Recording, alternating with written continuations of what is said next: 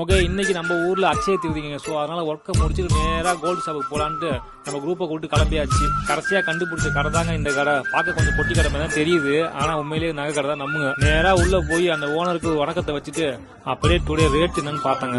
இங்க அப்புறம் சைனால வந்து பாத்தீங்கன்னா வந்து 99% சொல்லுவாங்க, அது 99.5 சொல்லுவாங்க. 99% கோல்டு வந்து 778 RMB பர் கிராம். அதே வந்து பியூர் கோல்டு பாத்தீங்கன்னா அதே செய்கூலியோட சேர்த்தா வந்தீங்கன்னா 378 RMB. நம்ம ஊர்ல கோல்டு ரேட் என்னன்னு நீங்களே கம்பேர் பண்ணி பாத்துக்குங்க. அப்படியே அங்க இருக்கிற டிசைன் எல்லாத்தையும் ஒரு எட்டு பார்த்துட்டு வெளியே ஓடி வந்தாச்சுங்க. அப்புறமா எனக்கு ஒரு டவுட் வந்துச்சு, இந்த மாதிரி சைனாலையும் எதுவும் ஃபெஸ்டிவல் இருக்குமான்னு சரி சொல்லிட்டு பக்கத்துல இருக்கிறவங்க கேட்டா அவன் இருக்குன்னு தான் சொன்னான். அது பேர் வந்து கேட்டீங்கன்னா வந்து லீச்சுன் அப்படின்னு சொன்னான். என்னடா அந்த ஃபெஸ்டிவல் கேட்டதுக்கு வெஜிடபிள் மட்டும் தான் சாப்பிடுவோம், நான்வெஜ் சாப்பிட மாட்டோம் அப்படிங்கிறான்.